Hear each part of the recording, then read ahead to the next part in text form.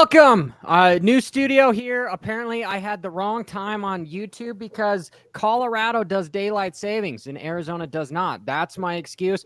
I'm sticking to it. What's the saying? Everyone has two armpits, therefore it's an excuse. No, something with like, no, it doesn't even work. I don't even remember. So I'm digressing. Today, I've got a special guest, Kelana Humphrey. He is a One Industries rider and a Red Bull athlete. This dude is somebody to look out for. His link is in the description. As always, we've got Coach Robb to rein me in. And we're going to talk about some different contract possibilities with Supercross, with Prado, going to Cowie. We're going to talk about the Seattle Supercross, with it potentially being another mutter. Please, I do not want to watch another mutter. Even though these are the best riders in the world, I want to see a dry track. So if the rain gods can do anything, let's make sure that we all go to bed and we pray for no effing rain. So let's introduce the panel. Kelana, how are you doing, dude? What's up, Johnny? I'm doing really good. Excited to bench race with you guys, and yeah, should be a fun pod.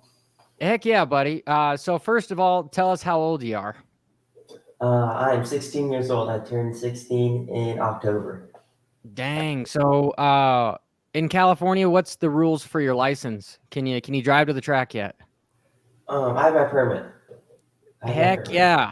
Yeah, Heck yeah, yeah. man. So but you're I, just I, I fast as an lagged a little animal. bit. I lagged a little bit. I'm not gonna lie, I lagged a little bit in my driver's ed course, but I have my permit now, so I should be able to take the actual driving test in July.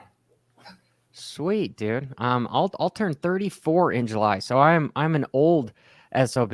And as I say that, the chat is gonna go off like crazy because there's a good portion of the viewers that are like over 45. So I do apologize. I feel like an old man because of all the metal in my body, but it's crazy how this country, yes, I'm going to go for this, is, once you turn 18, you're now considered an adult, but you can't buy alcohol and you can go die for the country and you can be tried as an adult so that you can go to prison for life. It just seems wrong. It just seems wrong. So enjoy your youth, dude. And it sounds like you have an incredibly bright future, because I want everybody to go check out his Instagram here, and we're going to follow this kid's career, and hopefully we'll have him back on the podcast as well. Kelana, how do you get into riding? Was it your dad? Yeah, so originally my dad had this motorcycle surf shop, restaurant, retail store called Deus Ex Machina in Bali, Indonesia. So that's where I was born.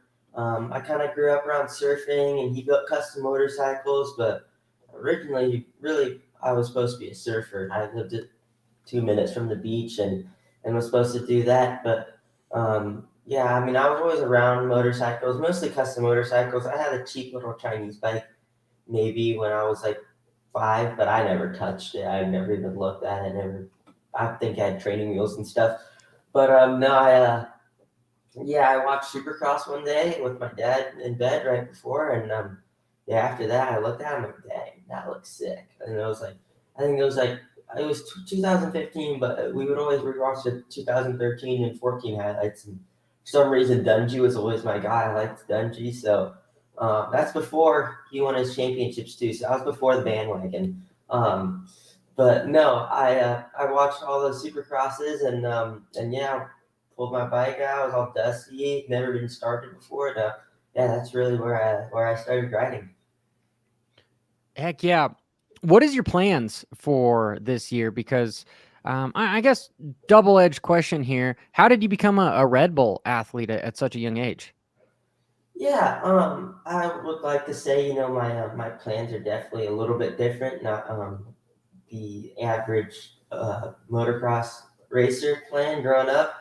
Um, yeah, my plans this year are I'm racing Supercross Futures and Arena Cross this year. My next Futures round is actually not this weekend, next weekend in St. Louis, so that should be pretty fun. And then the other half of the year is a little bit of free riding and maybe some different types of racing. I always look back to On Any Sunday's my favorite movie, and and yeah, Malcolm Smith always did different kinds of races every other weekend. So that's kind of the plan after the Supercross season. Go create some content, make some movies, and yeah, I think the Red Bull deal really came about was really cool. They're not so I would say race driven or race results driven, which is really cool. I think they were just really intrigued on how many different events I did and the different schedules. So I think that's how it really came about. And to be honest, I couldn't be more grateful for it. Heck yeah, man. Talking with your dad, you guys seem like a humble family. And that was one of the reasons, just looking at your Instagram, as to why I want to, like, hey, let's get this kid on the podcast, because he seems like, uh, a needle in a haystack, somebody that you want to watch out for, that doesn't have as much of the press as, let's say, some of the other kids coming in on mainstream media. I want to know the one industry thing. You've got a photo shoot here in like 2 hours. They were my favorite gear as a kid, and then they died out, and I think one of the owners split and did 100%. How cool is it to have those guys back, and how dope is their gear? Just if you can, let us know. Dude, it's unreal the feedback I've been getting from everyone. Pretty much the same response as you. Like everyone grew up racing and riding one industries. I'm literally everyone I know has some type of story and some type of background with one, and I'm so grateful and fortunate that they approached me and that that I get to ride for them and be one of the first two with the revamp. April 2nd, you guys should, check Instagram and the One Industries website because something might be dropping and it might be pretty cool. I'm not too sure if I was supposed to say that, but I'm pretty sure I could say that. So April 2nd, you guys should go check it out. And yeah, it's unreal and the stuff's so high quality. It's crazy. I got goosebumps. Coach, is there anything you want to ask Kelana? Yeah, just kind of curious. Are you riding for a specific team? Are you riding doing your own thing? When you say doing the futures in a couple weeks, what will we see you on? Yeah, I'm running a gas. I do get some help from gas, which I'm super grateful for. But no, I pretty much do everything myself. I don't have a mechanic, so I have a guy named Rangwood. He helps me out on the weekends. But really, like week to week, it's mostly me doing the bike work and all that good stuff. But no, I'm kind of doing my own thing, which is pretty cool. But hopefully next year, we can put in some good results for these last couple of futures and hopefully get on the team next year. If you don't mind me asking, how were you able to get a spot into the futures? Because I know a lot of that is kind of who you know, and it seems like most of the futures races up to this point have been predominantly existing factory contracted guys. Were you able to get in underneath the gas slash Red Bull contact, or like how were you able to Yeah, get that spot? yeah, totally. So yeah, I was able to get in through the gas manufacturer, and then the gas manufacturer approves you. Then it goes to another guy in Feld. So here, let me turn this down. But yeah, that's pretty much how it came about. And when you I don't know, again, like Johnny said, I don't know if you have the liberty to say anything. You mentioned it was you were the number two guy. Are you at liberty to say who the number one guy is? Is it a pro guy or another top amateur like yourself? In the one industries, yeah. So it's not. I'm one of the two guys. I should have worded that better. I'm sorry, guys. But me and Trevor Stewart are the two guys sharing I guess you could spotlight Trevor used to be my old trainer, which is pretty funny. But yeah, Trevor, me and Trevor are the teammates in one, and honestly, I couldn't be more stoked. I think Trevor's a really good friend of mine, and like I said, my old coach. So it's really cool to have him there, and yeah, so I'm one of the two guys on one. Johnny had mentioned that the partners that originally started one had kind of gone different directions. Who's at the helm of one at Um, this time? yeah, I'm not too sure if I'm allowed to talk about that. Okay, fair enough. But I believe it's not the original guy. It's not the original owners. Yeah. Gotcha. Because Johnny, the reason why I was wondering is, remember when JT got bought out by that gentleman, and he literally took, I mean, he had the lion's share of the market with JT. I mean, think about it. Every color of bike, remember the big 2-page spread in motocross action was all the JT riders. And then all of a sudden overnight, Fox has the lion's share because JT decided to go into paintball. You know, once the guy bought it, he went a completely different direction with the brand. So I'm with you. I think it's cool, especially knowing the demise of One Industries. You know, that it's ironic, Kelana, that you enjoyed Dungey, because that was the beginning of the end when they had signed Dungey, and then they brought in J-Law, and then Dungey tapped out because he didn't want to be associated with the brand with J-Law. And then that was kind of the beginning of the end of the brand. And so it's really cool that One Industries is back. But JT tried to make a comeback, couldn't get the same level of traction. And I think Michael Lessie was probably the highest profile rider that I can remember that came back with it. So I'm very interested. Do you think that One Industries will try to get a pro guy, or are they going to kind of follow you and hopefully you are that pro guy that transitions here over the next year to 2 years? I think they're interested in a couple guys, but like I said, the new team has been unreal. Like they've done everything really well, and they've been super accommodating and welcoming, and I'm really pumped of this new group, and I believe it's gonna go big, and I think the revamp is gonna do really well. Yeah. Kelana, one of the guys in the chat wanted to ask if you're going to work with Marvin Muscan the next few days. I don't believe so. Okay, you know, No, I'm just I trying to won't get be the working chat with. in here I just mean, a bit. that'd But be pretty cool working with Mark, but not that I know of at least. so my next question is, I know expectations sometimes lead to disappointment. It's hard to, you know, have a, hey, I want to finish top 3, because you never know if somebody's going to have just a hero ride kind of a thing. But have you and your dad, Dustin, talked about what your goals are for performance for the Supercross Futures? And that could be as simple as, like, I want to keep it on 2 wheels. I want to get my feet wet. I mean, what are your, I would guess, quotations, expectations for the Futures? Yeah, no, me, my dad, and my trainer Martin Cassell have been talking about that, you know, and it's pretty easy to get caught up, and whatnot. I think the expectation is just to, like I said, get better at every single practice, every single qualifying, execute what I can do in the main event. Anaheim, it wasn't bad. It was something to build off of, but I was definitely a little bit timid in the main event. So definitely do that. But we also know, you know, it's racing. Not every race is going to be perfect. Not every race is going to be great. You're going to have bad nights. So you know, definitely try our best, and honestly just improve and get better. Johnny, Love did I it. hear correctly? Kelana, have you done any futures races before? Yeah, I did Anaheim too. That's what I thought. Okay. Yeah. When you mentioned that, I thought I remember you seeing you at Anaheim. How'd you do there? I don't remember off the top of my head. I got 9th. So the first 2 practice sessions were pretty good. And then I'm not sure if you saw, there was that quad before the double Supercross triple. So I did it twice, and then the last lap I was on a heater, and I clipped the triple before, and I don't know why, but I still went for the quad and I clipped it, went off the track, kind of crashed a little bit. Supercross got a video of it and posted it on their Instagram, and that blew up. So definitely not some people that were too stoked on me before then. But no, it was definitely, I was definitely a little bit sore for Q2, but I think I qualified like 16th, not very good. So then got like a 17th place start, but started working my way up pretty good. Made some quick passes in the beginning, and then ended up 9th, which is a terrible. You know, leaving there at the top 10, it's okay.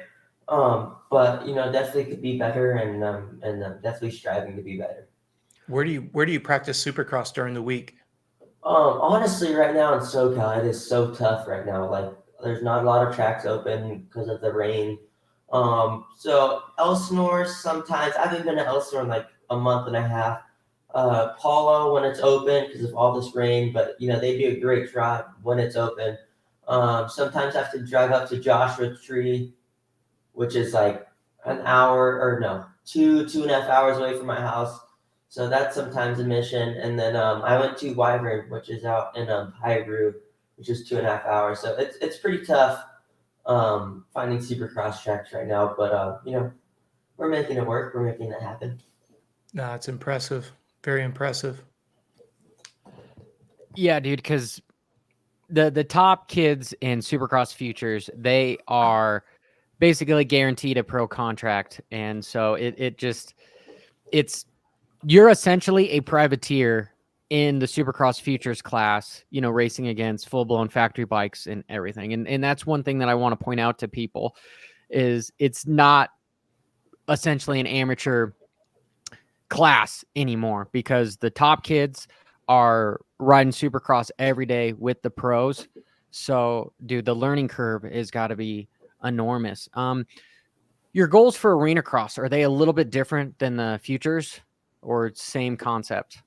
To be honest with the arena cross stuff, it was honestly a great learning experience. Really, the goal for that was just to have racecraft and to learn and get more gate drops. Especially with those older guys, really really good learning experience. Riding with KPs, podium races, Isaiah, Brees, top 10. So honestly, riding with all of them, it's really good learning experience. Sometimes you'll get bumped around. Sometimes you bump some people around, but honestly, just the learning experience was great. And one thing I pointed out too, I went over the bars in my heat race one of the nights, and I broke my subframe, broke my wiring harness, like the plastic piece, and fender, and Kyle Lesh's mechanic, Michael Shaw, Mason Kerr's mechanic, Wheeland, and Devin Harriman helped me switch out my whole subframe, my whole plastic piece for my wiring harness, everything out. So that was really cool. The older guys are really nice and really cool about stuff like that, and really helped me out and giving me advice and all that. So I'm super grateful for them, and yeah, that was honestly really cool. I think they switched out like 30 minutes with me because I don't have a mechanic. So it was just me doing it, and they saw and they started helping out. So that was really cool, and ended up helping me to get to the LCQ. So that was really cool. Awesome. Well, this is a fun question by the chat room. They want to know who's the better surfer, and it's okay. You don't be humble on this one. Okay, just say how badass you are. They want to know who's better, Kenny, you, or Cooper Webb. To be honest, I haven't seen Cooper Webb surf. I'm sure he's pretty good because his dad owns a surf shop. But honestly, out of me or Kenny, if it's on the lake, probably Kenny. But like in the ocean, I'm sorry, Kenny, but I think I got you beat. Love it. That's good. I'm stuck with the paddleboard, so. Well, the thing that's so cool about this, Johnny, is think about we've got a Red Bull rider that's not getting the red carpet ride, who doesn't have a mechanic and has to struggle to get to practice tracks. I just think it shows you the authenticity of this young man at 16 years old. Super humble attitude, aggressive. I mean, it's cool watching that arena cross video. Such a busy track, And if you don't mind, Johnny, I have one question for Colana. How much do you see your surfing and the balance and that finesse that's required to be good on the water? How much of that do you see translating over to finding that sweet spot on the motorcycle? Honestly, yeah. It's probably helped a lot, to be honest. Especially with like kind of that like flow state, like when you're in a moto and stuff. Yeah. I think that helps a lot with my balance, and then honestly, just like all the different types of riding I do, I think really helps me out too. Like free riding, riding trails, riding desert, like doing all that stuff. I think everything helps everything, and like my dad likes to say, I think it's just like the sum of all parts. Really helped with me and my riding style, you could say. Johnny, it's what you said numerous times. Where's that fine line between every time we sling a leg over a motorcycle, it's training versus being able to go out and ride and enjoy your motorcycle, going out and riding. And we heard so much about, Lachine and Bailey and O'Mara. They just go out in the dunes and just go send it, And I think it's cool to hear somebody who's extremely talented bringing credibility into diversifying how you ride. And, Jet's gotten a lot of pushback because he grew up dancing. And now Johnny, you did a great job on your video showing him literally jumping the wall and planting it in that one rut, lap after lap after lap. And I think when you look at balance, like with my clients, we do a lot of proprioceptive balance work, but it's difficult because if you don't get somebody when they're very young, building balance is a very difficult thing to enhance, but the dividends on the motorcycle are very, very high. So I think it's really cool because we're seeing somebody who is bringing credibility to that. The more you do, the better off it's going to be. It's kind of like what Brian Deegan said. We've done a lot with Hayden. We don't know if it's the right thing, but we're about to find out. And I thought that was a pretty profound statement. Cool stuff. Yeah, no, 100%, 100%. Kelana, is it important for you to not just hammer down on the racing all the time? Because like one of the reasons as to why I feel guys like Dungey and Ricky Carmichael and James Stewart quit early at like 26, because right now a lot of the guys are over 30. I mean, Kenny's 29, Sexton's like 26, but you got Tomac who's over 30, you got Barsha who's over 30. A lot of these guys are still racing in what seems to be past their prime, what used to be 5 years ago, because people pretty much thought your prime was between 16 to about 24. And you had Dungey and Villapoto and all of them retire at 26. And they were just burnt out. They were burnt out. And I believe it's probably they were scared of injuries, of not being able to. Yeah, well, I digress. How important is it for you to go free ride and go surf rather than just hammer down moto every time so that you stay motivated? Yeah, no, I definitely agree with you. It's definitely really important. You see a lot of amateurs once they get to programs, they're already burnt out on doing motos and all that. So I definitely agree with you. I think it's really important to do that. And yeah, no, I couldn't agree with you more. Johnny, going back real quick, you're talking about the Futures being essentially a factory program. Go back and what would it have been just last year when you look at Hayden Deegan and Daxton Bennett both were in the Futures races at the beginning of last year. And then when you get to the end of the season, look at how much everything had changed and look at who's, two of the top guys in that 250 class. So it's pretty impressive. I mean, what Daxton get in that first race of his third, right? Wasn't that in his debut? He got third. Yeah. So it goes to show you it pays to have those stacking of hours on a Supercross track. I think that's what makes it so impressive. If you're not able to ride as much, like the way you articulated, how much work you have to put into getting access to the track, and you're still doing good, banging bars with guys who do have access to those tracks, props to you, buddy. It's cool to see your attitude that you're not complaining about what you don't have. You're making what you get access to work. So it's very enlightening. It's refreshing for sure. Yeah. Thank you. I appreciate that. Yeah. There's no training facilities built in California, are there, that are specific? Which I find it crazy because, you've got multiple Supercross races there. It's close to a lot of others. It's crazy that there hasn't been a Club MX started there or something similar. Well, the difference, though, is, Johnny, look at the number of tracks that are available. Kelana kind of rolled some of them out there, whether it's Paula, Fox Raceway, Glen Helen, blah, blah, blah. And I know we're not talking about Supercross, but that's essentially what you'd be competing against. Like if you look at where Club's at, where's the closest facility that would have prep tracks on a regular basis? Where California, you do have that luxury. That's why I think Grindstone has done so well, because they're there to provide you like a mechanics bay and a place to live and camaraderie. And then during the day, you go out and you go ride, and then you come back to an epicenter. It's a cool model for sure. Yeah, well, because nowadays it seems as if there's a turning of the tide where it's harder and harder to compete because of the lack of facilities, because it's that whole 10,000 hours proficiency rule. If you're riding against guys that ride all the time on certain stuff and you just show up on the weekend and try to be compete with them. It's hard. You can't even compare it because they just, even if you're more talented, they've got more experience on the stuff. So it definitely feels as if this sport is turning more towards elitism. And I don't even know if that's a word. Elitism, is it? It Or is. did I just It make is it up? now. Yeah, it's Johnny Okay, Humphrey. I'm not here we sure. go. It's Johnnyism. It's elitism, right? I'll put it in the title, or I'll misspell the thumbnail, because shit, I do that too many times. Anyway, my point, because I'm losing my train of thought here, especially with potentially the electric bikes coming out that are going to be 15 to 20 grand. Ducati probably going to be the same with inflation going through the roof, and you have all these kids that are in a club or a Rhinos facility, something to where Reynolds, sorry, where it's like 40 grand minimum just to be there. There's not a lot of guys that have the resources in order to pay that kind of stuff. Yeah.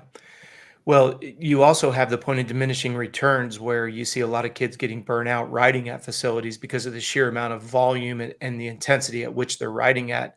So it's definitely, like you say, there is a shifting of how and where to excel in the sport, but there's also the point of diminishing returns is it's pretty prominent, and it's sad because you have parents that think they're doing the right thing by investing in facilities, but the facilities aren't really evaluating the residual fatigue. Just this week alone, I had 6 phone calls with people whose son or daughter was training at a facility, and all 6 of them are completely chewed up.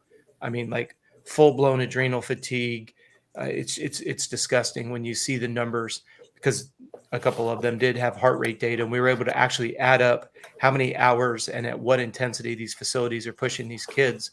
It's why, if we're really interested in trying to grow the sport, we're not doing a good job of it, unfortunately.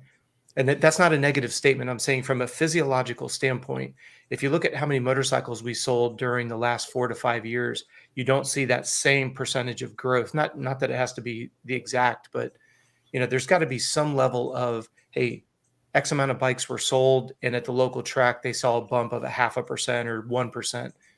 Talking with the different track owners, they have not seen that kind of growth in the increase in the participation numbers haven't gone up at a local level. I'm not worried about how we're doing at a national level. The desire to go to Loretta's and do Mammoth and all those big races, you'll always have that. That's kind of the backbone of our sport. But getting those organic new riders at the track so our local tracks can kind of see their numbers grow, that's what we need desperately. So, well, and God, this is not a popular opinion, but even if electric bikes end up being 30% more, that is going to unleash a whole nother realm of people into the sport. And I think it's a good, this sport is very resistant to change. And you brought up a point, Coach, about just kind of lack of education. The David Goggins books, I love his books, but basically he just says you need to get the F up in the morning. I run 10 miles before you even wake up for breakfast. But the lack of what he actually says as far as I'm not burnt out because I run so slow for my heart rate, even though it's faster than most, my conditioning is better. Everyone gets super impressed by him just saying this is how much volume I do. And so a typical person just wakes up and is like, oh, I'm going to go try to do it. And then they do a 200 heart rate and then they can't move for the next 2 weeks. And they feel like they need to keep doing that. So then they bury themselves in the ground. And I think that's essentially kind of what this sport does. I know for one, me growing up, I trained so much to where whenever I did get to a national, I was pooped inside of 10 minutes because I wasn't recovered, and it was just, I didn't have somebody like yourself to tell me anything. Just the sport in general was just saying, run your head into the ground. And on that note, okay, we've had 500 people join the live stream. I want you guys to hit that like button and also make sure you check out Colana's Instagram and make sure you go follow this kid because he is literally one of the, he's not the rule, but he is the exception. We want to follow this kid and we want to make sure that he does incredibly well. So make sure you go do that. Absolutely. And Johnny, you brought up something that's really important. If we were going to be doing a fitness assessment, there's no doubt that you would say you're fit. right? But then when you got to the races, because you were exhausted, we never got to see how fit and talented you are. And that's something that gets convoluted, unfortunately, way too often. And Johnny, you and I've talked about it with us working together as coach client. You're not going to gain any fitness the week of a race, but you could certainly lose the fitness you have by bringing in excessive amounts of fatigue. And that's unfortunately what plagued your career. And if I had $1 for every person that I used to have pictures up on my wall, you know, I've had the privilege of speaking at Ricky Carmichael University, RCU, 4 times. And the last one that I did was at Ricky's goat farm. And, you know, you got to remember, I'm a big fan, right? So at this particular RCU, it was Jeff Stanton, it was Jeff Emig, Ricky. And I'm sitting here giving a presentation during lunch, and Jeff Emig interrupts me and says, if I had had this, I think I would have beat McGrath earlier. And then all of a sudden Stanton steps up and says, if I had had it, I think I would have gone another year. And then Ricky steps up and goes, if I had had this, I definitely wouldn't have retired as early as I did. Now, for me being a fanboy, hearing that from those 3 people, I still remember McGrath coming out in all black shift gear to go against McGrath. I'll never forget that day in my life. Jeff Stanton was always my hero. And here he is essentially affirming what we're talking about. And then you've got the greatest of all time. The point being is the idea that so many people think, well, if I just squeeze in one more hard workout, or if I just go out and get that one more moto in, I'll be ready for Saturday. Nothing could be further from the truth. The work to be ready for this Saturday has been done over the last 6 months. And I want people to really think about that. The body that you're sitting with right now is a byproduct of the food and the sleep and the training that you've done is 6 months in the working as you sit here right now. So, Johnny, my heart bleeds when I hear someone like yourself talk about how you really trained hard, but then you go to the races and literally were just flat. You didn't have that extra gear. That's not a fitness issue. That's a direct fatigue related issue. And how frustrating was that? Kelana, on that topic, dude, you're a young kid. What is some advice that you'd give somebody comparable to your age, you know, looking at you as, you know, God, I'm not a hero, a mentor. What would you tell somebody that wants to get into Supercross or motocross? Definitely have fun with it. Be patient. And learn as much as you can. Yeah, just have as much fun as possible with it, and really just learn as much as you can. Try and take in all the information. You know, watch Johnny's videos like I do, because you know a lot of the breakdown stuff is really good and helps a lot. I'll especially apply that to when I go ride Supercross the next day. So yeah, watch Johnny's videos. Especially his breakdown ones. Have as much fun as possible, and yeah, learn as much as you can. Kelana, do you train with a heart rate monitor by chance? Yeah. Just out of curiosity. And Johnny, go ahead. I didn't mean to interrupt you. What's your thought, buddy? No. You got better stuff to say. I talk all the time. You go for it. No, this is your show. I just think it's cool because I'm such an advocate of the heart rate monitor. It's so cool to see someone like yourself using one at such a young age, because we do have a lot of parents that are here in the chat room. And I think they think that you have to be a professional or you have to be 20 years old before a heart rate monitor matters. I've got clients as young as 6 and 7 years old on them, and we're using them a lot more for recovery criteria than we are the actual workload. We're still working on having fun, playing freeze tag and doing stuff like that. On the workout side, spend as much time as you can on the bicycle, the motorcycle, just, you know, seat time, as you said, Johnny, nothing supersedes it.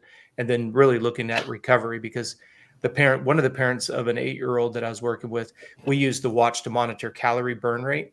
And they were absolutely astounded at how many calories their athlete burnt when they were out there doing a moto. They went out and did one of the qualifiers this past weekend. 8 years old, had a 2,100 calorie burn rate. You know, if you look at some of our top GNCC riders, they'll burn 3,300 to 3,500 calories in one race. So that's, you know, do the math backwards, around 1,100 to 1,200 calories per hour on the burn rate side. So most people think about the heart rate monitor as just, oh, give me my average and max heart rate. There's just a plethora of metrics that are available that, in my opinion, you can pull from, and then you can set the stage to make sure that all the fitness and technique and skills that you've acquired, you can actually apply them on race day. So it's cool to see that you're wearing a heart rate monitor. Good job, buddy. Thank you. Kelana, can you share a little bit of some of your data as far as what your trainer has doing? Do you try to stay in zone 2 or zone 3, or what is your specific? Yeah, so like the workouts we do, I don't really like, check the heart. I just wear it, just to see all my data. But like, the bike ride stuff, it's mostly like zone 2, zone 3, 120 to 150, type of stuff. Sometimes we'll do sprints, in between my bike rides. But yeah, a lot of zone 2 and 3, for me. Okay. Makes sense. Because coach, Yeah. you make a good point, because like when I was 24 and I took my first cycle, I went from 135 pounds to 175 pounds. And then once I started riding, I instantly went back down to 150. And that's when I really started to excel, was gaining that 20 pounds, because I was able to, on a 450, the 135 was just, the bike was too much for me, especially when I went down to sea level. But at 150, 155, I felt so much stronger. And if I could have ate enough calories to stay at 175, it would have just been all that much better. But I don't recommend going down my route. I'm just, what being was in candid about. that first cycle that put on those 30 pounds? Oh God, it was Tritren. And then I was taking Masteron. And then when I was riding, it was the EPO, which was also an injection. God, what was the other Did you stuff? do I a think corticosteroid to offset the EPO? I did not. No, Okay. Yeah. no. Like But I I just got think, some.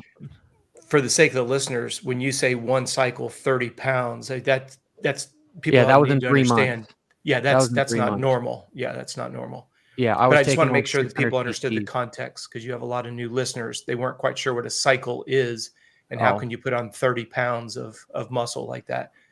Just shows you how powerful PEDs really are. Because people say, oh, why would anybody in our sport take them? I love it when some of these so-called trainers that have been called out, they're like, why would anybody want to take a PED in our sport? It won't help. That's such a smokescreen and mirror comment. it does not enable you to twist the throttle harder, but No, you do recover faster. Like, the key is I don't want recovery. to create this into this, because it's No, no. really something you shouldn't do. My reasoning for it was, my father just died, and my marriage was like, dude, you have 1 year, because I'm tired of you getting hurt. So I was like, F it. I'm going to just throw everything at the wall so that I don't have to do stuff. So anyway, I talked to some other riders. I got their doctor, got that stuff, got on a Trenbolone cycle, and blah, blah, blah. And yeah, we could talk about it more later. Well, I'm it's just to set the context for the listeners is the only reason why I brought it up, especially when you give such a large number of improvement, 30 pounds of muscle in 3 months. That's not typical muscle growth. The most muscle growth you can get naturally is an ounce a day. So do the math backwards. So to your point, Johnny, I just want to make sure that the new listeners understood what you were saying there. But 'Cause what's crazy is the most I've ever weighed was 175, but now I'm sitting at 150, and that has been my stability. That's been my standard. But I've always been a smaller guy. Like I said, when I was racing 250s, I was 125, and I tried to gain weight, and I ended up getting to 135.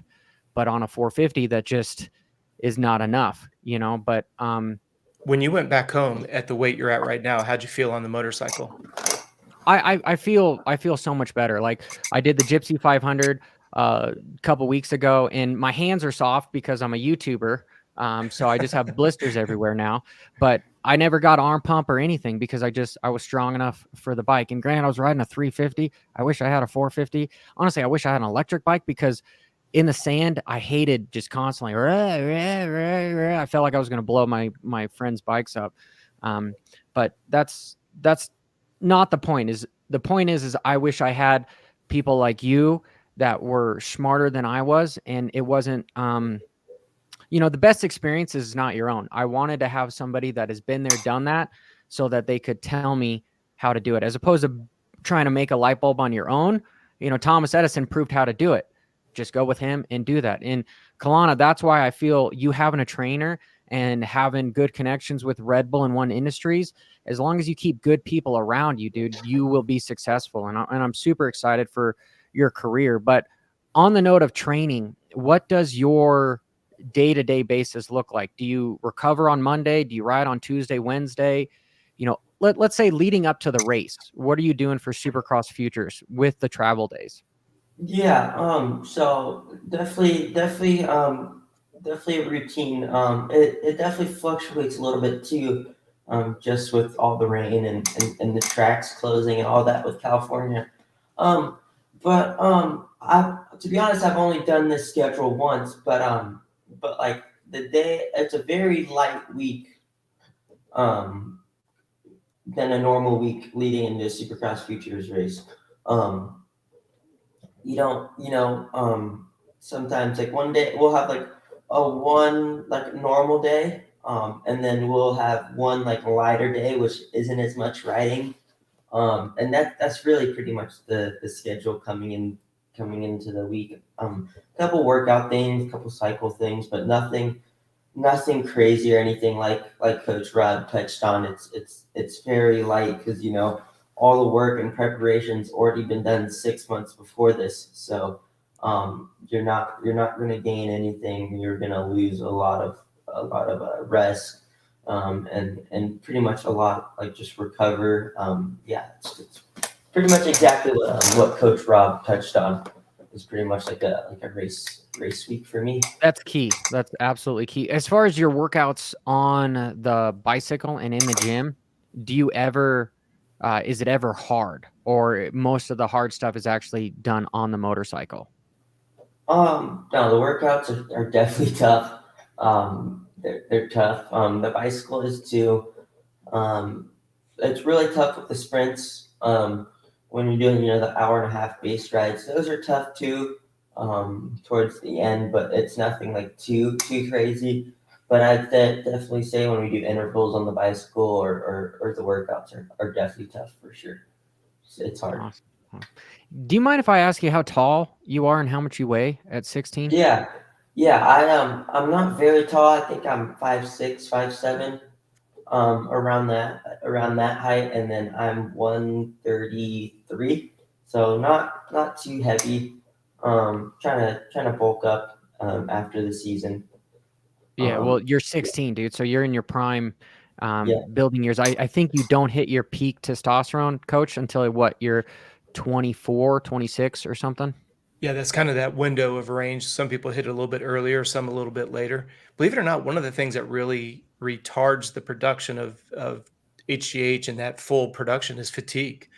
And that's why I'm so adamant, and I try to get on any public podcast that anyone's willing to have me, is trying to get in front of these parents of young riders to say, pump the brakes. Please pump the brakes.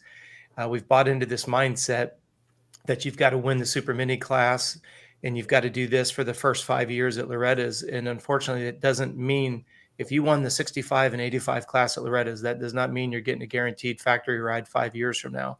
So play the long game. But unfortunately, the parents buy into the Coca-Cola syrup that, you got to be right. Everything's right about now. Got to get a ride. It's all about right now.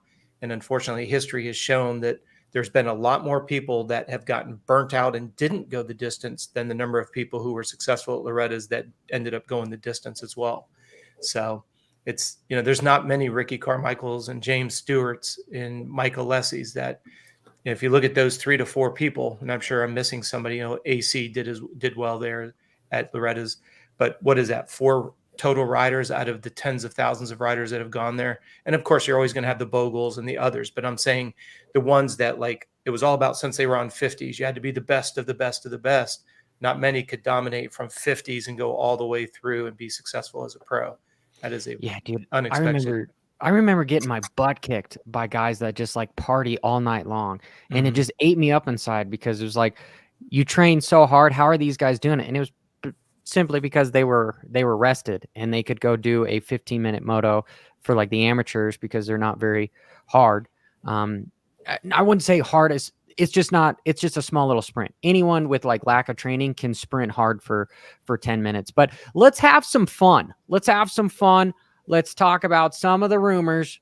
It was actually David Villeman that said that, Prado was going to Cowie, or at least there's other people that know the information. Coach, you and I, we've talked about it. People were telling us, we won't tell them, but David Villman was the guy that actually publicly said it, saying that he's going to go to Cowie for 2025 and get rid of KTM. And if that happens, well, you can just assume that you've got AC, which if he quits racing, I really hope that he stays in the sport and does the JT stuff or somehow gets in the booth sometimes, because the dude is very well spoken. I would love to hear his race analysis, but it would suck for him to leave Kawasaki. I just would like him to stay in the sport. But for KTM to lose Prado would be horrible, because he might be I mean the umbrella of KTM, because he's on the gas, right? So yeah. Colana, do you believe this is true or no? I don't believe it's done yet. I believe, there's definitely talks and maybe a couple offers, but I don't believe anything is signed, inked, anything yet. I still believe it's all talk right now. All talk. There's nothing's been signed yet. That's my personal opinion. Yeah, I think it's been talked for a long time. Coach, do you want to rebuttal? Yeah, I mean, no, not so much a rebuttal, just the idea that, Kelana's got a lot of inside scoop, especially with the Red Bull and that kind of stuff. I may make myself look like an absolute fool, but the people that I've talked to, going back even a couple of years ago when I'd heard that Deegan had already signed with Yamaha, and everyone said I was full of shit, and it came to fruition, and just some of the changes that we had talked about that we knew were going to happen. Webb leaving KTM, and everybody said I was full of shit, and it ended up happening. Not that I have a looking glass, but I will never come publicly unless I feel pretty confident about it. And the people that I've heard it from makes me believe that it is a done deal. The part that kind of strikes the highest level of curiosity for me is if Caroli was let go, or Caroli chose to leave to go to Ducati, and then Prado leaves to come, it makes me wonder what's going on underneath the KTM umbrella, because we know that KTM has been at the helm of just driving innovation and investing dollars. I mean, if you look at Johnny, kind of go back into your world a little bit with triathlons, a lot of people are not aware of that. The Pierre Mobility Boat Group purchased Felt bicycles, lock, stock, and barrel. They didn't go in and try to get a low level, low hanging fruit. They went in and went right after Felt. Now, Felt's not as big as a Specialized or a Cannondale or anything like that, but stop to think about it. The Pierre Mobility Group, everything that they've touched has turned to gold. They bring Roger over. Everybody said that was a career suicide move. It's turned out to be one of the best things ever. We have heard that KTM has cut their production by a substantial amount. Is that obviously adjusting to the economy? Johnny, you're the guru of inflation and cost of goods and all that goes with it. Yeah, it makes me wonder what's going on if Prado does slip out of their hands after Caroli. We know Hurlings, I think, is pretty much going to finish his career there, or at least his competitive racing. I still have heard some rumors that he's going to come stateside when that contract's over, which I'd love to see. I just don't think we're going to see Hurlings in the same mode that we saw when he came over and handed it to us here. Injuries. Yeah, exactly. Yeah. Except for he's got more championships. I didn't mean to interrupt. No, it's a good point. It's a good point. It does feel like since Dungey left, KTM has definitely cut costs on stuff. With honestly, every major corporation has cut costs since what's happened with the pandemic, and it's harder to borrow money. Kelana, what were you saying? I said, except Star Yamaha. They have not cut costs down. They have. Or they just decide not to pay anybody, and they just say, "Do you want to come ride?" Yeah. I was going to say the same thing about Honda. I think if you look at Honda's reinvestment in their program, you saw a paradigm shift when they started seeing what Jet was capable of. And from what I've heard behind the scenes, Honda kind of went back to that route that they used to do, where budget wasn't really an issue. Like when you think about O'Mara, Bailey days, when they were just so dominant, it was the team everybody wanted to get on. I've heard that was kind of the new direction that they went with Honda, where it was like, okay, we're going to pull every resource necessary to make Jet comfortable. Obviously, Lucas is the master when it comes to being an agent. Gets Hunter over there, gets Hymas over there, and now look at how successful Honda's been here in the last couple seasons. Been pretty impressive. Yeah, Totally. and Yeah. it's interesting how money correlates with sometimes performance with the riders. I think that's why even Triumph has struggled a little bit because they've got good riders, but they don't have that top A rider. I mean, Savachi is probably that guy that has podium potential, but because of the rules changed with Supercross and him being in the 250 class for as long as he has, he wasn't allowed to be there. And Jeremy Martin has somehow been able to sneak under all that stuff to be able to still race the 250 class. Kelana, I know I want to get you out here at a good time, so we'll start winding this down a bit, but you have to be a big motorcycle fan. I mean, you're in it, you're young. Who is your favorite rider? And second question is, with the 250, well, let's just start off with that. Who's your favorite rider? Yeah. God, I need to just... Putting me on the spot here, but like my childhood rider and who really got me into it, I would say is Ryan Dungey. I don't know why Dungey appealed to me so hard, but he did. And like I said, this was before the 2015 season too, so I was before the bandwagon. Just to let you guys know, but this was when Dungey was third, fourth, fifth place guy, but. Yeah, What I do you was like always a about him so Dungeon. much? To be honest, I have no clue. I don't know. I just really like Dungy. I just cheered for him every race.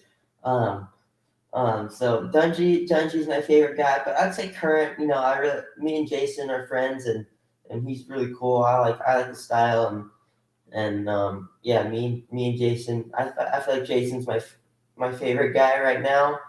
Um, yeah, Ryan Types is really cool, and Malcolm Smith, just because I strive to be like them, race different type of races and all that. So yeah, I feel like those are like my top favorite guys for sure. Okay. Two more questions, and I'm gonna try to make this. Yeah, I just need to stop talking and just ask the question. Uh, as far as who would you say is the closest riding style to you, or who you try to implement? And then second question is, do you think Jet is just going to continue to dominate and win the next 4 races? Yeah. So like I feel like I try to I feel like my style is pretty close to Anderson. Just because I don't know, I'm always kind of looser on the bike, which is something I need to work on. But that's kind of just my style, just letting the bike do its thing and being looser on it. And with Jet, yeah, I don't know. I mean, I'm just picking Jet every weekend for fantasy. So to be honest, it's well, who else would you go for? I mean, unless it's gonna be a mutter, and maybe Jet will prove us wrong and say he will be good at mutters. But I mean, who? I've gone out on a limb saying that the only guy that compete with Jet is going to be Ken. Do you think Yeah, who on the field? Ken on his good nights for sure. When Ken's on, he can compete with them. I really think maybe Sexton the last couple of rounds will give him a run for his money, but I don't know if he can get him. But I think Jet or yeah, beating Jet. I think Roxon and Sexton are our last hope for sure. But no, I'm also excited to see how the 250 West Championship plays out too. That should be pretty cool and interesting for sure. Yeah. Yeah. Coach, who do you think can actually dethrone this train of wins from Jet? Jet himself, unfortunately. Oh, If he really? doesn't injure himself, I don't see anybody being able to keep in contact with him. We saw a little bit of glimmer of hope from Sexton this past weekend. That was the most refreshing I've ever seen with Sexton since he's gone to KTM. There's a lot of discussion about the internals on those WP forks are actually KYB. That's no secret. That's nothing new. But it sure seemed to make a difference in the last round. So I'll be very interested to see as we go through these next couple. If you see Sexton just kind of having a breakthrough, then we might see the Donnybrook that we saw with Tomac and Sexton 2 summers ago. But right now, if you look at all the boxes that Jet was not able to check off, couldn't win a Triple Crown, he did. Couldn't win a Mutter, he did. He won Daytona, not a Supercross track, more of a motocross track. Not that we saw any problems with him last year, but Tomac was back this year where we didn't have Tomac in outdoors last year. What was Jet very verbal about? I can't say I'm the best until I beat the best. And the best outdoors was always Tomac. Tomac, I think we would all agree, pretty much should have had the #1 plate in Supercross. Tomac comes back, and yes, he's injured, but for Jet, every box that needed to be checked for him to be able to say, am I literally the best rider? I think he's in that era of like a McGrath where he just makes it look easy, and he's handled a lot. I mean, think about it. 3 rounds ago, everybody was booing him. Now people are back on his bandwagon. Momentum creates momentum. And yeah, it was just I think a trendy thing to do, to hate Jet Lawrence for a little bit. Yeah, Secretively, absolutely. everyone loved him. They Mhm. just they wanted to see him fail just a little bit, right? Well, look at how much they jumped on the idea when he said that he being Jet mentioned that Tomac has a chink in his armor. They wanted to find something to try to villainize Jet all over again. But how can you not like the guy? And the fact that he races the way he does, 9th, 10th place start, and then just makes his way through makes his way through the pack. When we keep reiterating, it's the deepest 450 field that we've ever seen. And if you look at that 450 champion, if you look at the starting line and you look at all the factory bikes, every single factory rider is a previous 250 Supercross champion, every single team. And yet Jet makes it look like he's been in the class for 5 years. And we've all said it. We've said it at the beginning of this season. There's something about that rookie year that we end up making some kind of a rookie mistake. And we saw it very early, whether it was his words or his actions by grabbing Anderson's helmet. All those boxes have been checked, and he's still at the front of the helm. So, yeah, I think the only person that's going to stop Jet is himself. So hopefully we don't, we wake up one morning and Jet's taking a digger and has broken something, and then he's out for 5 or 6 weeks. I don't think anybody can come back as quickly as Cody Schock did. That's a subject for another day as to what really happened there and what's being presented versus what actually happened. To be fair, once you plate that guy, Mhm. I've gotten mine plated twice.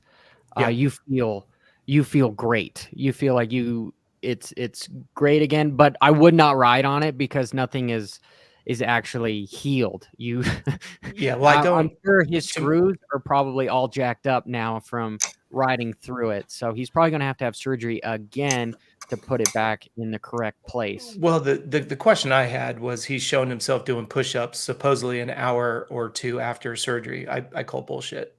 I just don't buy that. I don't think just physiologically, I've never seen that happen before. I don't care if it's motocross, triathlon, cycling. I've never seen somebody that can do a push-up with a broken collarbone plated an hour or 2 after surgery. I have to call. I think stability-wise, I guess I will argue with you on that. I believe you are able to do it. I just think it's not recommended because those screws, like I said, there's nothing glued together because your bones have not grown to the screws yet. So it hasn't calcified. It has to calcify before it's going to pull out. Yep. Exactly. Because every time I've gotten, I've gotten it plated twice, and I've got currently, I've got 12 screws in my collarbone here. The first one I had 4, and then I ended up breaking. Anyway, long story, but they recommend 2 to 3 months to let that sucker heal, which is hard because you feel great a couple days after. But it's just, to me, it's so psychologically crazy to think that he is putting his body at risk for Club MX because of how close he is in the championship, which tells you, why doesn't this sport have like a reserve pay or any of this stuff where these guys can be recovered? Because stuff like this is how riders end up getting catastrophically injured to where it ends their career completely. If they were able to just bench and you had another rider come up and fill the spot and they didn't have to worry about not having a contract the next year, it would just be so much better for the sport. But in order for this to happen, I hate using the word, there might need to be a union involved, and that's a different generation. That's probably Kelana's generation, because everyone currently in my generation with millennials, if all the privateers were to just boycott stuff, you'd have other guys, probably including myself, that's like, hey, if you're not going to race, I'm a 45th place guy. I can now get into the night show. I'm going to do it. So the sport has an unlimited amount of riders that would fill the spot. But we also need to then be more, I don't want to say candid, so that you know exactly how much these riders are making, even if it's such a low ball where it is embarrassing to see. The sport needs to just tell everybody how much they're making. So you could say, hey, RJ Hampshire or somebody from Star Yamaha, my contract is $20,000 a year. That's how we build up on stuff. Let me just say one thing on that. To me, one of the biggest mistakes that we have in our sport right now is that the riders are willing to ride for free. We've joked about Star Yamaha. Most of the riders aren't getting paid, but the idea of being on that rocket ship, people are like, hey, I'm willing to wager that if I do well, I can live off of some bonuses. The problem that you run into, in my opinion, this is strictly my biased opinion, take it for what it is. What I have a problem with is those mechanics are not showing up to the races. Factory mechanics are not showing up to the races to work on bonuses only, but yet the person who swings a leg over the bike is willing to. And we've allowed it, Johnny, like you said, whether you want to use the word union or some kind of a collective bargaining, it's absolutely ridiculous that the people who are the show, the people we come to see, why is Cody Schock racing? Because if he doesn't race, he's probably not getting paid, plain and simple. If you follow his career from Phoenix Honda, getting an opportunity at Club, hey, let's face it. Yes, he's in the points, and we can talk about points and the potential of the championship dollars, which are substantial. But at the end of the day, you've got people that the end person that swings a leg over a motorcycle is willing to race for free, bonuses only. But I guarantee you the truck driver's getting paid to show up. The manager's getting paid to show up. The mechanics are getting paid to show up. And mechanics are another story. Some of these guys are only making 50, 60 grand a year. You know, and my point is, what is, in my opinion, one of the most thankless jobs out there would be a mechanic, because a rider can wreck 5 times, no problem. But bike breaks down once, your head's on the chopping block. You want that pressure? Mechanics don't have any benefits with health. No I don't want to be benefits. negative on No. this. It's going back to the discussion of Cody Schock being able to go race. That's the only thing I'm saying there. Yeah. No negativity. It's just, if you're going to bring up the word union and the ability, the athletes should be getting paid to be on the track. You know, this is why I'm surprised Feld Motorsports hasn't bought the race teams and said, okay, the same way they do with the monster trucks. Feld Motorsports has a contract with every driver, and they own every truck in the Monster Jam. Why haven't they done that with Supercross?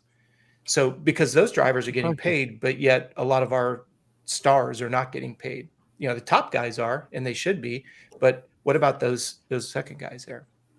Yeah. There's a lot to unpack there. There is. But Colana, you've got a photo shoot you got to get to. I can't wait to see the stuff posted April 2nd.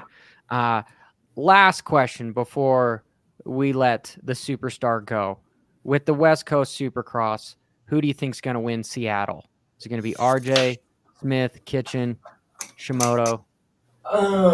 Honestly, I really think it's gonna be Shimoda. You know, it's kind of that late in the season.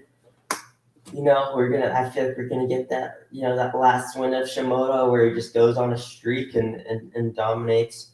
But my real thing is who's gonna be okay to have Shimoda win? Who's gonna be like, all right, you know what, I'm gonna back it down. I'm not gonna win. Shimoda is. Who's going to be okay with that? And I really think it's going to be Levi. You know, he's going to look at Shimoda. He's like, all right, you know what, you can win. That's fine.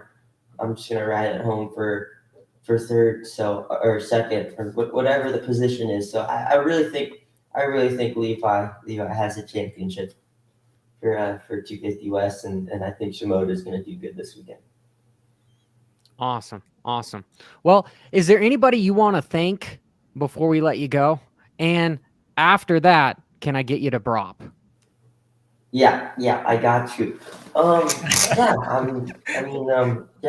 thank everyone that's helped me out throughout the years. One Industries, Red Bull, Gas. Everyone that supports me. My dad. Thank you guys for having me on the show. I really appreciate it. And yeah, brah. Awesome.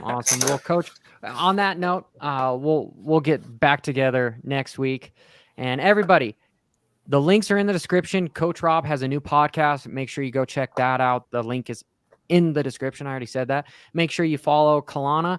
Again, this is an up-and-coming kid that's full of passion and desire. Let's help him out in whatever he does. And make sure you're looking for that One Industry drop April 2nd. I know I am, because I love their stuff. You know, I'm totally biased. But till next time, keep it WFO.